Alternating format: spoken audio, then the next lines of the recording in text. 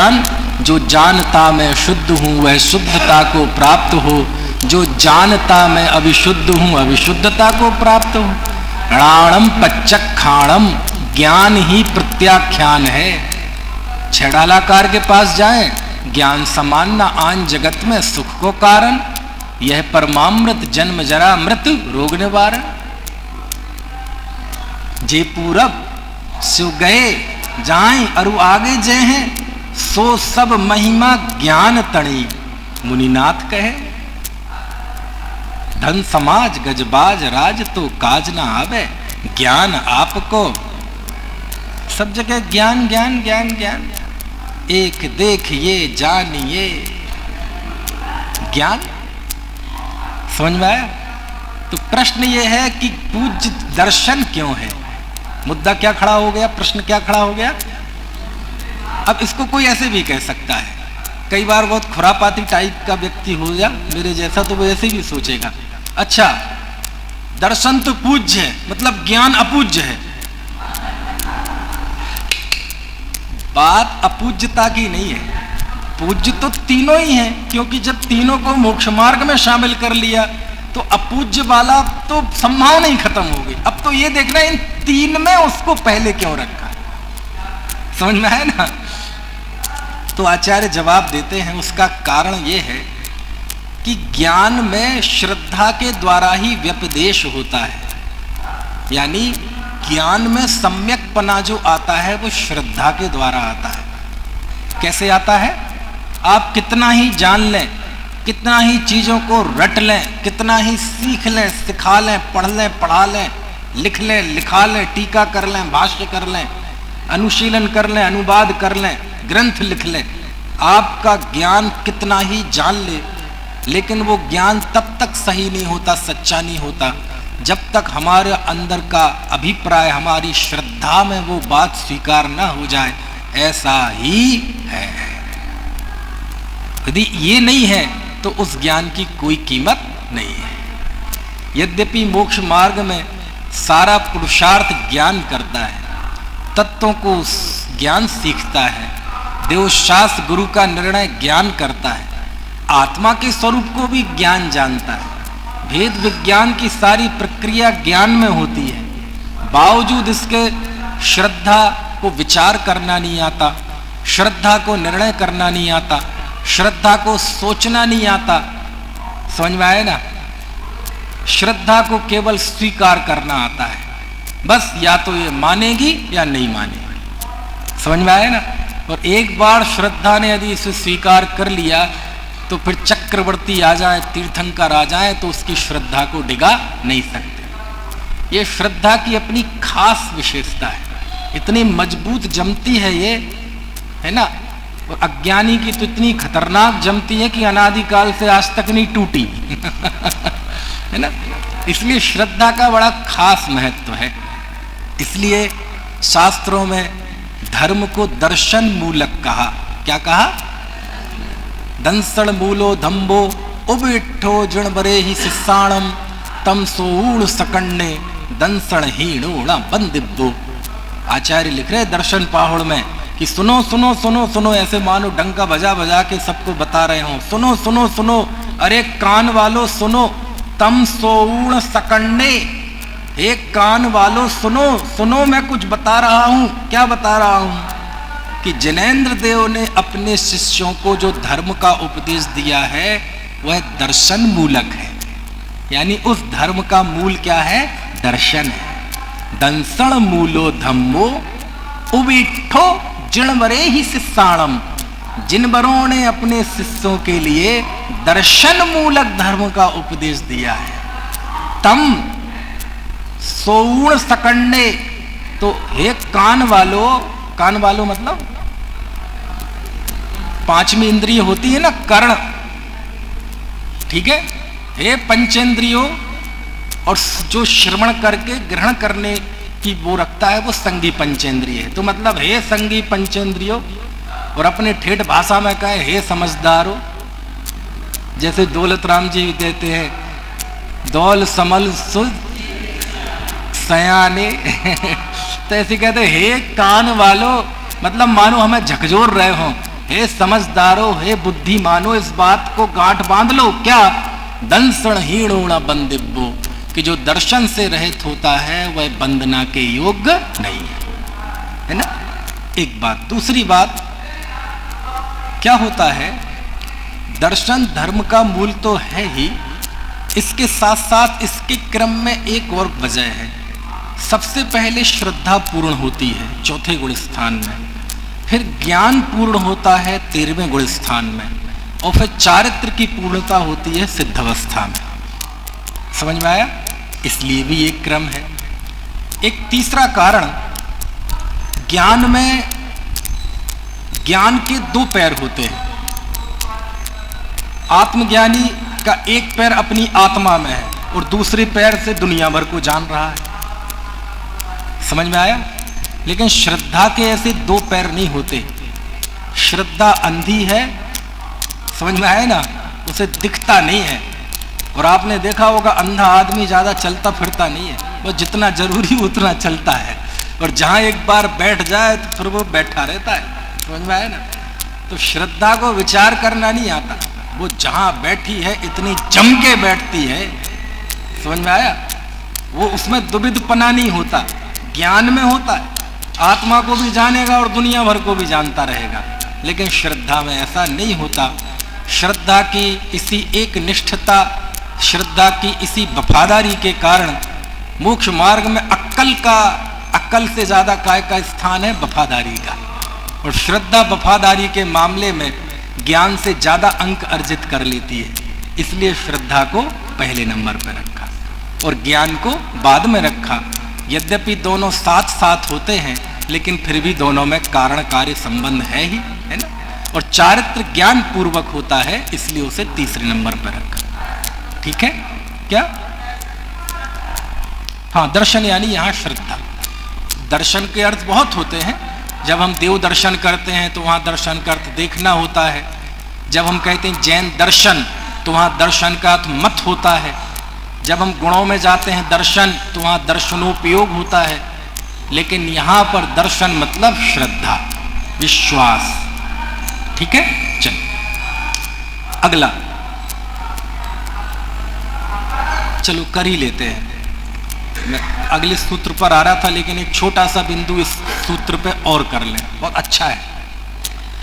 जब हम अक्लंक स्वामी के चरणों में गए राजवार्तिक में, तो अक्लंक स्वामी ने एक प्रश्न उठाया, बहुत अच्छा प्रश्न है। अपना विषय है ना, तत्वार सूत्र के मार्मिक प्रसंग, दिल को छूने वाले प्रसंग।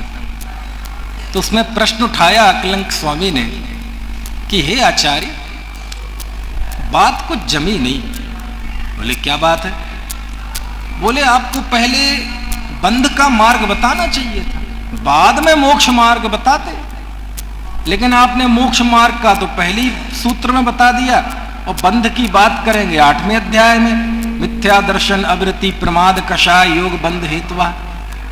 ये कैसी परंपरा है भाई? होना ये चाहिए कि पहले आप संसार के बंध के कारण बताते और बाद में मुक्ति का मार्ग बताते। हम डॉक्टर के यहाँ जाते हैं तो पहले काय की बात होती है, रोग की बात होती है कि सीधी वो दवाइयाँ लिख देता है?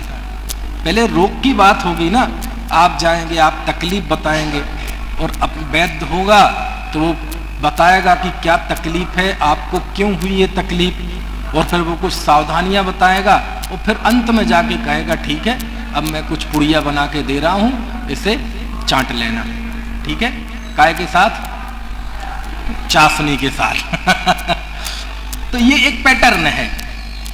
तो ऐसे ही टोडरमल जी के पास जाओ तो मोक्ष मार्ग प्रकाशक के पहले 7 अध्यायों में बंध का मार्ग बताया, मतलब जीव की भूलें बताई। और मोक्ष का कथन तो 9वें अध्याय से शुरू किया। अच्छा, 6 ढाला में जाओ। पहली ढाल में 4 गति के दुखों का वर्णन, दूसरी ढाल में दुखों के कारणों का वर्णन, ऐसे मिथ्याद्रग ज्ञान चरण बस भ्रमत भरत दुख, और फिर बाद में सम्यक दर्शन का कथन किया। तो हे आचार्य देव, ऐसा क्यों? आपने तो पहली बॉल पे 6 पहली बॉल पे ही, मतलब पहली सूत्र में मोक्ष मार्ग का कथन। ये कुछ जमी नहीं बात, ये परंपरा ऐसी तो नहीं लगती। तो पहली बात तो यह है कि आचार्य उमा स्वामी उन आचार्यों में से है कि जो लाइन में नहीं लगते, बल्कि वो जहां खड़े हो जाएं लाइन वहां से शुरू होती है। समझ गए? तो आचार्य जवाब देते हैं किस प्रश्न का, कि बंद मार्ग बताने के पहले आपने शुरुआत में ही मोक्ष मार्ग क्यों बता दिया। तो उसका जो जवाब दिया है आचार्य ने वो बहुत मार्मिक है। वो कहते हैं कि देखो भाई, कोई व्यक्ति कारा में बंद है। कहाँ? कारा तो जानते ना आप, जेल में। लेकिन आजकल की जेलें तो बड़ी अच्छी हैं, मानवाधिकार हावी है ना, तो आपको जेल में भी अच्छा भोजन मिलेगा, है ना, खुला हुआ मिलेगा, बहुत सारी आपकी सुख सुविधाओं का ध्यान रखा जाता है, आपको कोई टच भी नहीं कर सकता। सश्रम कारावास तो हो सकता है, लेकिन प्रताड़ना सहित कारावार नहीं हो सकता, भले ही वो संसार का दुर्दांत आतंकवादी क्यों ना हो। समझ में आया? तो आज की जेल की जो तस्वीर है वो बहुत अलग है।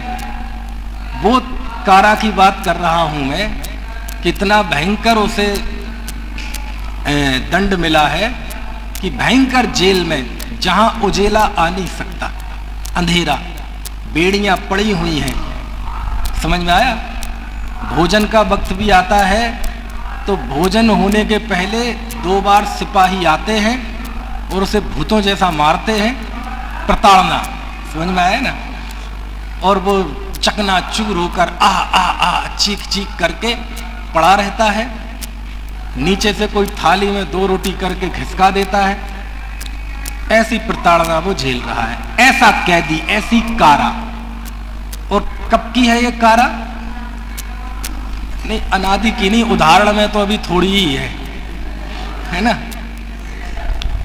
1 साल की नहीं, 1 साल की भी क्यों है हमें नहीं पता कितने की है लेकिन काफी लंबी, समझ लो आजीवन तो लगभग है ही। अब ऐसे कोई व्यक्ति को क्या करे, उसे रिहा करना है।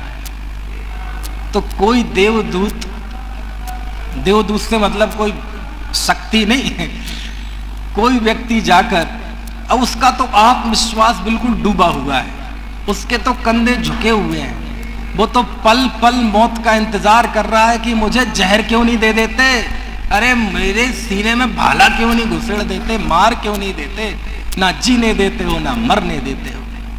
समझ में आया? ऐसी यातनामय व्यक्ति से जाकर आप क्या कहोगे यदि उसे उस दुख से मुक्ति दिलानी है? तो यदि जाते ही साथ आप उस पर बौछार कर दोगे, तुम पापी हो, है ना, और कई कई तरह की गालियां, तो वो क्या होगा? घबरा जाएगा? घबराएगा भी नहीं। क्यों? वो पहले ही बहुत दुखी है, उसका आत्मविश्वास पहले ही डूबा हुआ है, कंधे पहले ही झुके हुए हैं। उस जैसी त्रासदी कोई दूसरा झेल रहा है क्या? उसे क्या बता रहे हो आप? वो तो खुद प्रतिपल रोज इस बात को सोच सोच कर आंसू बहाता है कि मेरे से ये गलती हो कैसे गई। अब तुम क्या अलग बताओगे? समझ में आया? वो घबरा जाएगा। क्यों? क्योंकि घबराना उसके नेचर बन चुका है, उसकी नियति बन चुकी है। वहां दरवाजा खुलने की चैं चैं की आवाज आई और यहां कांप जाता है। क्यों? वो आ गए हंटर वाले, और तुम भी जा गए हंटर ही मारने लगो। तो आचार्य कहते हैं कि हमने पहले मोक्ष मार्ग का कथन इसलिए किया ताकि व्यक्ति आश्वस्त हो सके, वो आश्वासन मिल सके। ऐसा शब्द दिया पूरा। आश्वासन मतलब अपनी भाषा में कहें तो उस व्यक्ति का हौसला बन सके, उस व्यक्ति का आत्मविश्वास बन सके, उसके अंदर पहले ये हुक आनी चाहिए कि हां मैं मुक्त हो सकता हूं। समझ में आया? बोले 4 गति 84 लाख में तो दुखी हो ही। कौन है यहां जो दुखी नहीं है? कौन है जो मान अपमान के घूंट पीकर आकुलित नहीं हो रहा? कौन है जो सर्दी गर्मी भूख प्यास, है ना, आदि व्याधि के रोग दुख नहीं सह रहा? दुख तो हम सही रहे हैं, कौन नहीं है जो पीड़ा में नहीं है? क्या गरीब, क्या अमीर, क्या मूर्ख, क्या पंडित, क्या ग्रहतागी, सब दुखी हैं। और आके ही हम सीधे धमाधम शुरू कर दें, तुमने ये किया था, तुमने वो किया था, वो डर जाएगा। सबसे पहले उसको विश्वास दिलाओ। क्या दिलाओ? हाँ मैं मुक्त हो सकता हूं। क्या दिलाओ? हाँ मुक्ति है और मैं मुक्त हो सकता हूं। ये उसका उपाय है ताकि उसके अंदर विश्वास जागृत हो, क्योंकि विश्वास जागृत होते ही आधे से ज्यादा दुख तो उसी समय चला जाएगा। समझ में आया? क्या होता है, आप सड़क से जा रहे हैं और वहां देखा चौराहे पे भीड़ लगी हुई है, लोगों ने घेर रखा है। आपने प्रश्न पूछा क्या है? बोले एक वो छोटा सा बच्चा है, साइकिल से पार कर रहा था तो उसका एक्सीडेंट हो गया, खूना खच हो रहा है। अब आपके मन में शंका आ गई, अरे इस समय तो मेरा बेटा स्कूल से लौटता था। और आप गए और वो जैसे पानी में से काई हटाते ना, ऐसे जाके एकदम लोगों को ऐसा हटाया और देखा कि आपका बच्चा खूना खच लहू लुहान पड़ा हुआ है। अब आप जाके क्या करेंगे? अब वो तो घबरा रहा, मैं मर गया क्या? आप क्या करेंगे उस समय जाके? आप पहले जाके उसे पकड़ेंगे, गले लगाएंगे, पापा अरे कुछ नहीं है बेटा, कुछ नहीं है। अरे कुछ नहीं है पापा, आप गुस्सा होंगे, अरे कुछ नहीं कर बेटा, कोई बात। पहले उसकी हार्ट बीट इतनी तेज चल रही है कि अभी जाके तुम उसे तो क्या करोगे? पहले उसे भैया वापस उस स्थिति में लाओ कि वो अनुभव कर सके कि मैं बेटा हूं, किसी के घर का है ना दीपक हूं, मैं अपने पिता का प्यारा पुत्र हूं। पहले उसे विश्वास दिलाओ। और जब आप उसे चिपटा लेते हैं, बेटा कुछ नहीं कुछ नहीं, पापा साइकिल टूट गई, अरे नहीं आ जाएगी कोई बात नहीं, पापा खून बह रहा अभी ठीक हो जाओगे, पापा सिर में, अरे कुछ नहीं होगा, पापा स्कूल नहीं जा पा, अरे घर में तुम्हें स्कूल लगा, क्यों चिंता करते हो? बोलो ऐसा ढाढ़स बताया जाएगा? कुछ क्या यकीन दिलाया जाएगा? कुछ नहीं हुआ, हुआ सब कुछ है, लेकिन ये विश्वास क्या दिलाना पड़ेगा? कुछ नहीं हुआ।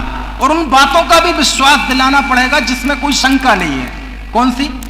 तुम मेरे बेटे हो, इसमें क्या शंका है? लेकिन बताना पड़ेगा कि अरे तुम मेरे बेटे हो, क्या चिंता करते हो? और जब उसे उठाया, उसे ढांढस बंधाया, उसकी घबराहट कम हुई, उसे घर ले गए, हॉस्पिटल में ले गए, पहले उसे ठीक किया, डॉक्टर ने फर्स्ट एड की बोतल चढ़ाई, इलाज किया। और जब वो थोड़ा सा सहज हो गया, लगने लगा कि हाँ, फिर उसको कहेंगे देख बेटा मैंने मना किया था ना। अब वो उपदेश अच्छा लगेगा उसे। और उस समय जाके समझ में आया, मैं छोटा था तो पंखा चल रहा था, तो मैंने जाके उसमें उंगली कर दी, तो मेरी मम्मी आई तो क्या किया होगा उन्होंने? पहले तो आके 5-7 लगाए।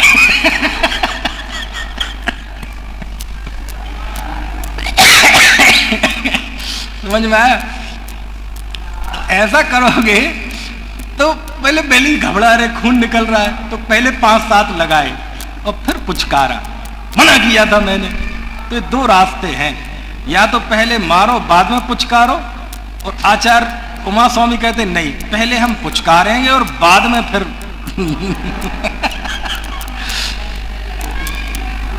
क्यों? थोड़े लेवल में आ जाओ, पहले तुम्हारे अंदर विश्वास जागृत हो जाए। ऐसा जवाब मैं नहीं दे रहा हूं, कौन दे रहा है? मैं समझाया अपने लहजे में। बात कही है ये अकलंक स्वामी ने। कौन सी शास्त्र में? इसी ग्रंथ की टीका तत्वार्थ वार्तिक, जिसे हम राजवार्तिक भी कहते हैं, इसी सूत्र की टीका में कि हे आचार्य देव, पहले मोक्ष मार्ग का कथन क्यों, बंद मार्ग का करना चाहिए था? बोले नहीं, आश्वासन मिले, पहले सामने वाले के अंदर ये विश्वास होना चाहिए कि मैं मुक्त हो सकता। अब उसके लिए अध्यात्म में जाएंगे तो जो चीज है वो ही बताई जाएंगी। जैसे उसको कहा, अरे बेटे तुम मेरे बेटे हो, क्यों चिंता करते हो? अध्यात्म में जाएंगे तो कहेंगे, अरे तुम मुक्त ही हो, तुम बंधे हुए कहाँ हो? बंध और मुक्ति तो कल्पना है। समझ में? जो है वो ही बताया जाता है, विश्वास दिलाया जाता है। इसलिए सबसे पहले उन्होंने काय का कथन किया? मोक्ष मार्ग का कथन किया। ठीक है, चलिए, तो कितनी बातें हो गई? मार्मिक प्रसंग एक बार रिपीट कर ले 30 सेकंड में। पहला, मोक्ष मार्गः में एक वचन का प्रयोग क्यों किया? दूसरा, सम्यक शब्द की सार्थकता क्या है? समय हो गया लगता। तीसरा, तीनों का ये क्रम क्यों है? और चौथा, पहले मोक्ष मार्ग क्यों बताया? समझ में आया? एक और बिंदु 2 मिनट में कर देते हैं। हर सूत्र कुछ अज्ञानों पर प्रहार करता है। यदि वह सम्यक ज्ञान अज्ञान का प्रहार ना करे तो क्या सम्यक ज्ञान? आचार्य समंतभद्र स्वामी के चरणों में जाओ तो वो तो लिखते ही है, किसे कहते हैं? शास्त्र का पथ घट्टनम, जो मिथ्यात्व पर प्रहार करे। और बाकी तो है ही विशेषण, आप तो छिन्न वो सब है। तो ये सूत्र, हर एक सूत्र कुछ अज्ञान पर प्रहार करता है। तो कौन से अज्ञान है? तो 7 प्रकार के एकांतों का खंडन करता है। कितने प्रकार के?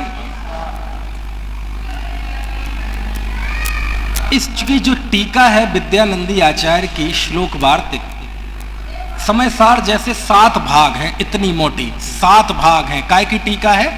ये जो 357 सूत्र जो जिनेन्द्र रचना में 8-10 पृष्ठों में आए हैं, इसकी टीका कितनी बड़ी है? 7 भाग हैं, इतने मोटे मोटे। और सुनना, पहला भाग इतना मोटा केवल पहले ही सूत्र पे है, इसी सूत्र पे जिसकी हम बात कर रहे हैं। और उसमें उन्होंने बताया कि इस सूत्र में 7 प्रकार के एकांतों का खंडन है। कौन कौन से? दर्शन मोक्ष मार्ग,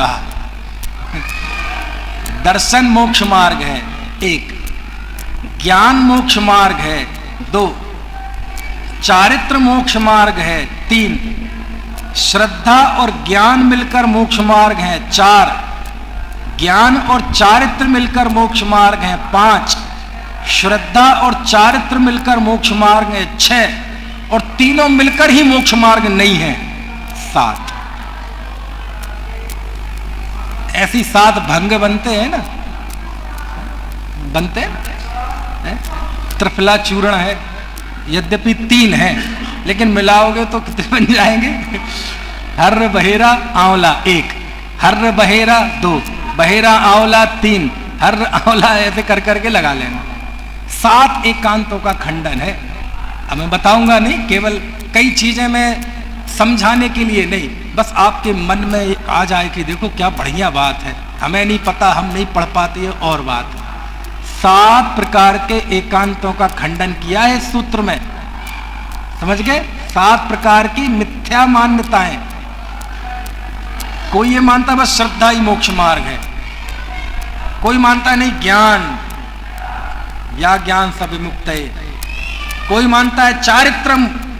और ऐसा नहीं है कोई जैनेतरों में, हमारे अजैनों में भी ऐसी बीमारी, जैनों में भी बीमारी चलती है। कोई केवल इस बात का झंडा लेके इंकलाब जिंदाबाद की तरह चीखेगा, चारित्रम खलु धम्मो, चारित्रम खलु धम्मो, चारित्रम खलु रग्गो भी मोक्ष मग। दूसरे लोग ऐसे भी होंगे जो इसी का झंडा लेके दंसड़ मूलो धम्मो, दंसड़ मूलो धम्मो, प्रथम नरक बिन मोक्ष महल की प्रथम सीढ़ी, या बिन ज्ञान चरित्र। कोई बाहर नहीं जाना है, सब यही है। समझ में आया? ऐसे सब तरह के। तो ऐसे 7 प्रकार के। और 7वां जो है अंत में, वो बहुत मार्मिक है। वो कौन सा है? जो तीनों ही को मोक्ष मार्ग नहीं मानता। वो किसको मोक्ष मार्ग मानता है? खाने को, पीने को, रोटी को, कपड़ा को, मकान को, एसी को, बंगले को, संसार में ही आनंद है। अपने मिथ्या दर्शन ज्ञान चारित्र को, मैं जो मानता हूं वही सत्य है, मैं जो जानता हूं वही सत्य है, और मेरा जो जीवन है वही परम अर्थ है, ऐसा जो मानता है, ये 7वें प्रकार का मिथ्यात्व है। समझ गए आप? अच्छा, ईमानदारी से बताना, ये जो अभी आखिरी बिंदु अभी अभी बताए, आपको समझ में आ गया? आ गया पक्का? तो कौन होगा जो बताएगा 7 प्रकार के मिथ्यात्वों का खंडन? बताइए।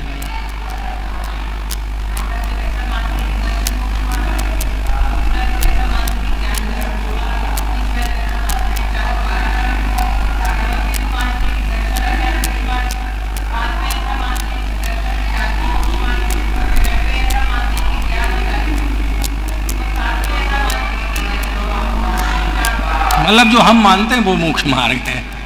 ठीक है, ये वो कहते हैं ना तत्वार्थ सूत्र में क्या है क्या है क्या है, अद्भुत है। हमारे एक हाथ में समय सार तो दूसरे हाथ में तत्वार्थ सूत्र होना चाहिए, नहीं तो कोई ना कोई आभास खड़ा हो जाएगा, कोई ना कोई अज्ञान बना रहेगा। ऐसी थोड़ी था। आपको पता है विश्व में कह रहा हूं, वर्ल्ड में, पूरे विश्व में सबसे ज्यादा यदि किसी पर लिखा गया तो वो तत्वार्थ सूत्र है। 1000 से ज्यादा टीकाएं हैं इसकी, भले ही आज उपलब्ध नहीं है। लगभग 20-25 टीकाओं के तो अभी मैं नाम गिना सकता हूं, लेकिन आज भी ये जारी है। और मैं एक डेमो देता हूं, आप कर लेना। आप भारतवर्ष के किसी भी मंदिर में चले जाइए, दिगंबर जैन या श्वेतांबर या कोई भी, हर मंदिर में आपको एक ऐसा तत्वार्थ सूत्र, उसकी टीका मिल जाएगी जो आपने कभी सुनी नहीं होगी, प्राचीन हो अर्वाचीन हो। क्योंकि कोई भी विद्वान हो उसका एक रहता है कि यदि मैं जीवन में तत्वार्थ सूत्र पर मैंने कुछ नहीं लिखा तो मेरी लेखनी बेकार है। उसका मन करता है कि मैं जैसे कोई जैन कवि होगा तो वो 12 भावना जरूर लिखेगा, ऐसे यदि कोई जैन विद्वान लेखक होगा, औसत भी होगा, तो उसको तत्वार्थ सूत्र पर लिखने का मन जरूर करता है। समझ में आया ना? 1000 से मैं 1000 बोल रहा हूँ, होश में बोल रहा हूँ, ऐसा मत समझना जुबान फिसल रही है, होश में बोल रहा हूँ। पूरे 1000 से ज्यादा टीकाएं हैं। कितनी? आप में से कितनी पढ़ी होंगी? तो आपने 500 तो पढ़ी होंगी।